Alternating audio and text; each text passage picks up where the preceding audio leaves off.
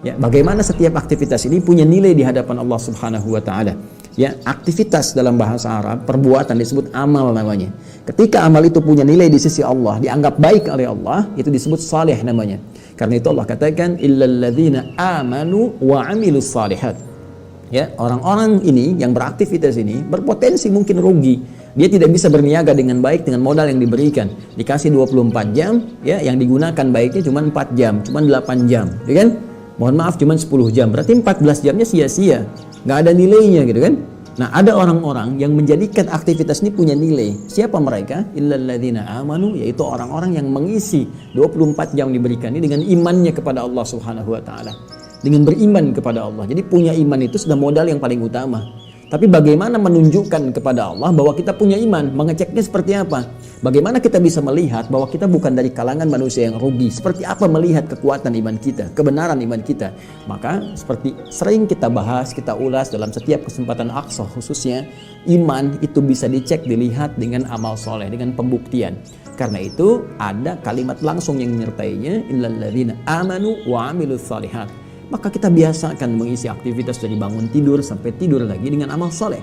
Karena itulah Allah berikan petunjuk melalui Rasulullah SAW, Sayyidina Muhammad SAW, memberikan petunjuk pada kita bagaimana menata setiap aktivitas dari bangun tidur sampai tidur lagi sehingga dia bisa punya nilai di hadapan Allah, punya amal soleh, menjadi ibadah. Maka disertakanlah bimbingan dalam setiap aktivitas kita. Silahkan Anda cek, semua aktivitas kita itu punya bimbingannya dalam bentuk doa.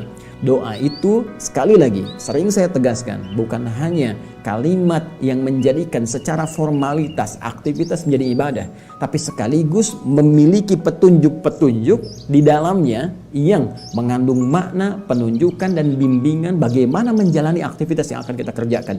Karena itu setiap doa yang kita bacakan dalam aktivitas-aktivitas tertentu itu bisa berbeda satu dengan yang lainnya. Karena petunjuknya pun tidak sama, pekerjaannya berbeda, petunjuknya pun tidak sama. Bangun tidur kita ada doanya. Antara bangun tidur dengan akan tidur, doanya berbeda. Karena bangun tidur memberikan petunjuk kepada kita bagaimana caranya bangun. Dari Ibnu Abbas radhiyallahu taala anhuma, ketika beliau menginap di rumah Sayyidah Maimunah radhiyallahu taala anha, ingin mengamati bagaimana Nabi bangun malam harinya untuk menunaikan ibadah tahajud itu. Kata beliau, kana Nabi sallallahu alaihi wasallam bima makna, adalah kebiasaan Nabi sallallahu alaihi wasallam idza staiqadha min naumihi, jika beliau bangun dari tidurnya, fajalasa, maka beliau duduk terlebih dahulu, tidak langsung kemudian bangkit atau beraktivitas, duduk dulu, menenangkan dirinya. Kemudian famasaha biyadihi min athari naumi, maka beliau menghapus bekas ngantuknya dengan bagian tangan yang bersih, diduga bersih. Ya, bisa dengan misalnya bagian jemari yang ini atau dengan punggung tangan seperti ini yang diduga bersih, dia hilangkan dulu. Beliau hilangkan bekas kantuknya sehingga ada kesadaran.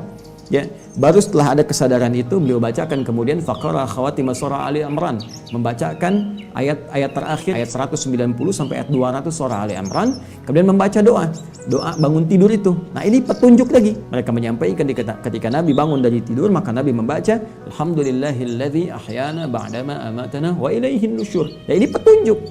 Bukan cuma bacaan yang menjadikan bangun tidur itu menjadi amal soleh, jadi ibadah, jadi punya nilai di hadapan Allah Subhanahu wa taala. Tapi diberikan bimbingan sekaligus bagaimana cara menyikapi bangun itu. Maka kita katakan, segala puji bagimu ya Allah, aku bersyukur diberikan kesempatan untuk hidup kembali, menjalani kehidupan di hari ini, walaupun engkau bisa mewafatkan aku saat tidur tadi. Ya, tapi engkau berikan kesempatan kepada aku, alhamdulillah ya Allah, wa ilaihin nusyur, dan aku berjanji ya Allah di hari ini akan mencari bekal yang lebih baik dibandingkan hari sebelumnya sebagai persiapan untuk kembali kepadamu. Karena nusyur itu nasyara, diantara maknanya menyebar untuk kembali lagi. Nah, kita bangun tidur, kita berjanji kepada Allah hari ini akan menyebar, beraktivitas. Karena mungkin Anda tidak di satu tempat beraktivitasnya. Boleh jadi di rumah, keluar rumah, tempat berbeda, ke kantor, tempat olahraga, dari macam-macam, setiap tempat. Tapi kita bertekad kepada Allah, setiap tempat yang akan kita pijak di hari itu, kita niatkan ibadah kepada Allah Subhanahu wa taala. Bangunnya ibadah, tahajudnya ibadah, subuhnya ibadah, sepedaannya habis itu ibadah, persiapan mandinya ibadah, ke kantornya ibadah. Itu niat kita. Sehingga di setiap titik saat kita beraktivitas, sedang kita beribadah sekalipun diwafatkan oleh Allah Subhanahu wa taala. Sepedaan, kita niatkan beribadah supaya sehat, dengan sehat kita ibadahnya kuat, sholatnya kuat, bisa puasa kuat dan sebagainya, baca Quran kuat. Kemudian wafat misalnya, saat menyimpan sepeda, kita duduk, kita meninggal, dan meninggal dalam keadaan ibadah karena kita niatkan tadi. Itu janji kita. Maka saya bertanya dari satu ini saja teman-teman, berapa banyak pekerjaan kita yang punya nilai ibadah? Ya, dalam Islam tuh luar biasa, komplit gitu.